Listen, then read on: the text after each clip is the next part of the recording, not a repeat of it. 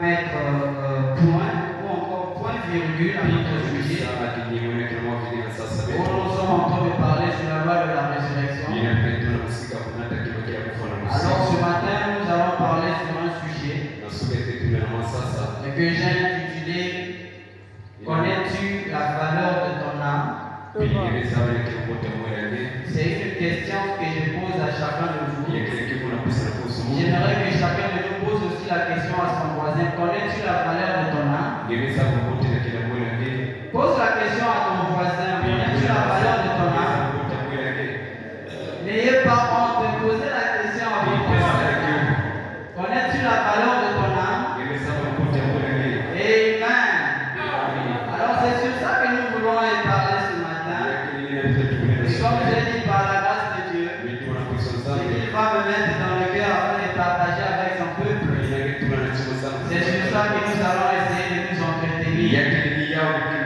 Afin qu'en sortant d'ici, nous puissions au moins avoir la réponse à cette question. Vous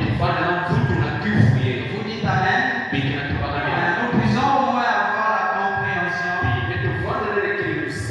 de cette question-là. Afin que quand nous allons se retrouver dehors, et que quelqu'un nous posait cette question, et que nous soyons en mesure de lui apporter une réponse. Et du mieux que nous pouvons, même si nous ne sommes pas plus précis, mais que nous essayons quand même d'aider quelqu'un. Vous êtes avec moi? Nous essayons quand même d'apporter ce que nous pouvons. Et qui pourra plutôt aider quelqu'un.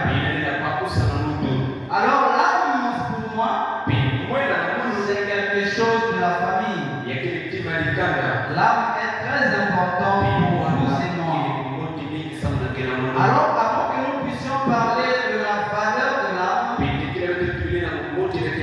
j'aimerais d'abord vous raconter une petite histoire qui se passe aux États-Unis avec un enfant qui est en train de s'amuser dans un grenier. Alors cet enfant avait ramassé quelque chose qu'on appelle le timbre.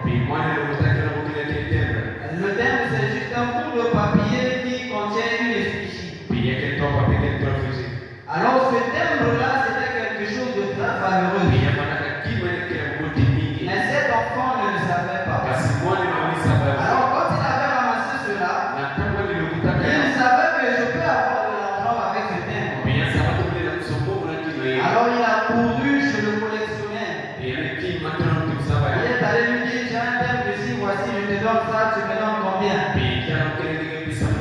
Le collectionneur regarde l'enfant.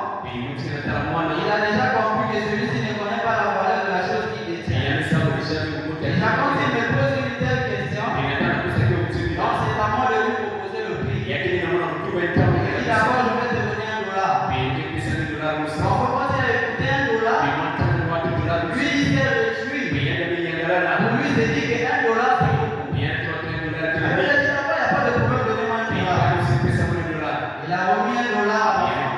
Et l'enfant après les $1 il est parti.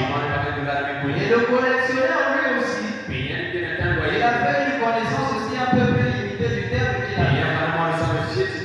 Alors lui aussi à son tour est parti le vendre. Et puis quand il va le vendre, il le vend à $100. Il le vend à $100. Et la personne qui avait acheté à $100, il s'est dit tiens, ça c'est une bonne occasion pour nous.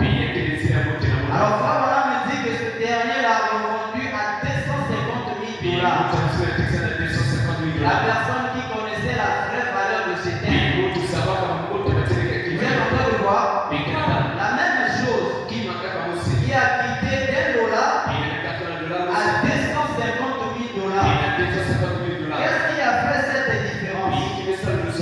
C'était la connaissance des valeurs.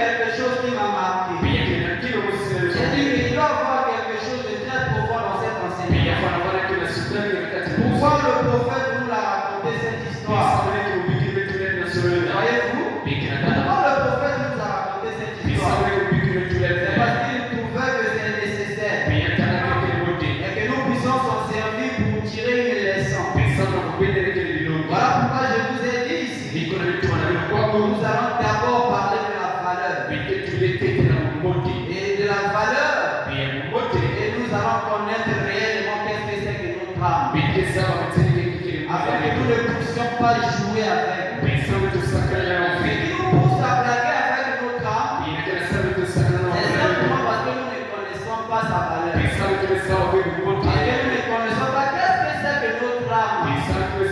Qu'est-ce que vaut notre âme? Voilà pourquoi nous la discréditons.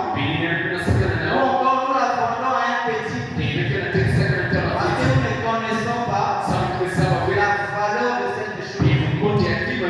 Alors avant que nous puissions parler de ceci, j'aimerais d'abord que nous repartons à l'origine. Avant que nous puissions procéder. Nous repartons d'abord à l'origine. Parce que c'est plutôt l'origine qui nous permet d'avoir une base. Parce que comme frère Branham raconte une histoire, il dit tu peux te promener comme ça là. Tu vas quelque part, tu ramasses un petit papier, ou encore un bout de journal, où sous la fin il est écrit Jean et Marie vivant heureux. Alors, ça c'est la fin.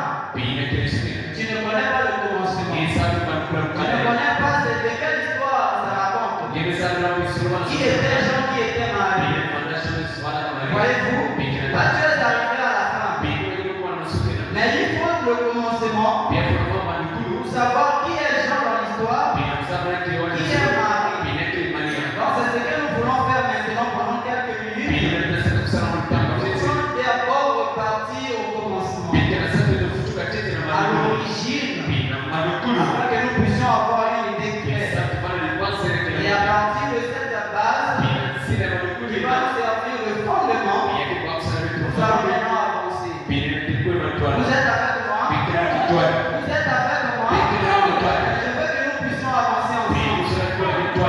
C'est pour ça que je suis ici. Et comme la parole est une épée à double tranchant, ça va de ce sens-là, ça revient aussi de ce sens-là.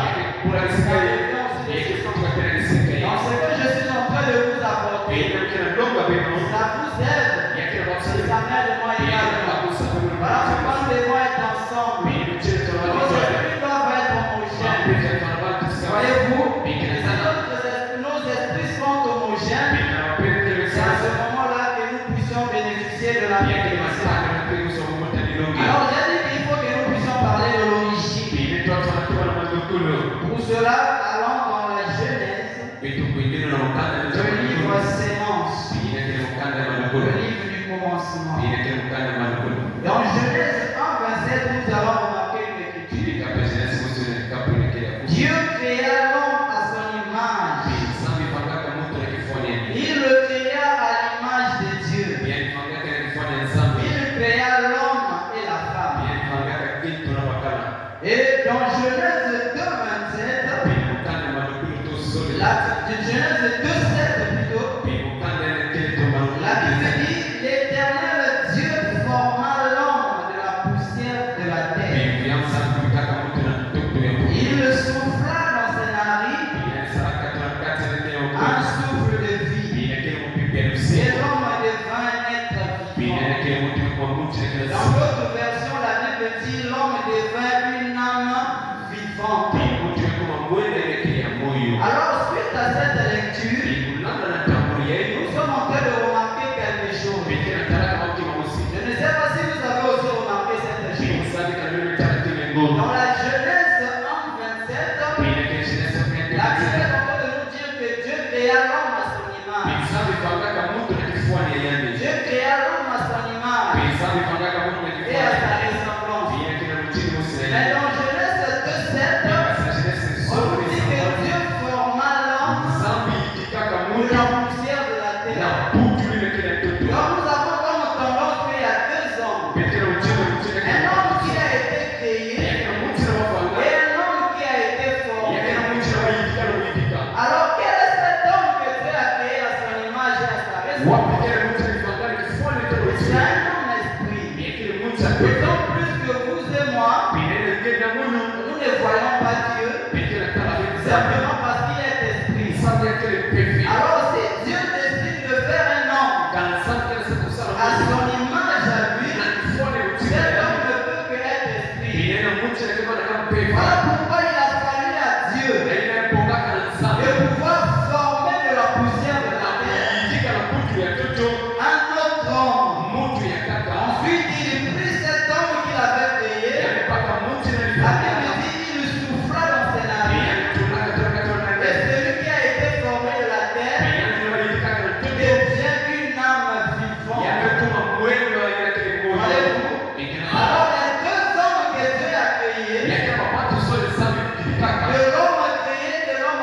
formé. Dieu a voulu que celui-ci soit un cultivateur. Parce que dans toute la création que Dieu a faite en Genèse 1, c'était encore dans le domaine spirituel. Vous allez remarquer quelque part ici, la Bible dit qu'il n'y avait pas encore d'argile sur la terre. Il n'y avait rien. Quand dans la Genèse 1, Dieu avait déjà créé. Où se trouvait cette création? C'était dans l'invisible. Et comme cet homme esprit aussi, ne pouvait pas cultiver la terre. Alors pourquoi il avait fallu à Dieu de former un homme de la poussière de la terre, afin que cet homme soit apte de pouvoir cultiver la terre. Alors quand il a formé cet homme de la poussière de la terre, il lui a doté de ces 5 sens que nous avons: l'odorat, le toucher, le goût, etc. Il dit tout cela, c'est pour que ce dernier puisse entrer en contact avec sa demeure terrestre. Alors dans cet homme, nous avons quelque chose.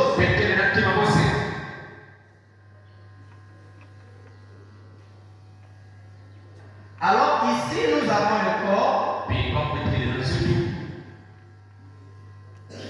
ici nous avons l'esprit, et au-dedans ici nous avons ce qu'on appelle par l'âme. Vous êtes avec moi? Ici nous avons ce qu'on appelle par l'âme. Alors notre corps, c'est ce que nous avons ici. C'est de ça que Genèse 2, 4 est en train de nous parler ici. C'est de celui-ci que Dieu avait pris de la terre. Et c'est celui-ci qui est déjà condamné. Et parce que la Bible dit que tu étais, tu repartiras à la poussière de la terre que tu as fait. Mais ce que nous sommes en train de faire ce matin, la parole que nous sommes en train de prêcher ce matin, ce n'est pas pour celui-ci. Mais toutes les promesses qui se trouvent dans la Bible, c'est toujours pour cet homme. Alors, comme le prophète nous dit, c'est la nature de notre âme. Mais notre âme, lui, il a 2 sens pour le fonctionnement. Alors, ces 2 sens-là, c'est soit de la foi, soit de le doute. Voyez-vous? Alors, c'est notre âme qui est le commandant de bord. C'est notre âme qui dicte les règles à notre esprit. Et notre esprit les pulse dans le corps. Alors, notre corps suit simplement les commandements, pour les ordres que l'esprit lui donne. Mais l'esprit lui les reçoit de l'âme. C'est l'âme qui donne le commandement à l'esprit. Et le corps exécute. Voilà pourquoi j'étais en train de dire à un frère à Brazzaville. Je lui avais pris un exemple. Je lui ai dit, frère, je prends un exemple. Que tu es dans une voiture, tu es en train de conduire et que tu tamponnes quelqu'un. Je lui ai dit, dis-moi qui on va arrêter. Il me dit, c'est moi qu'on va arrêter.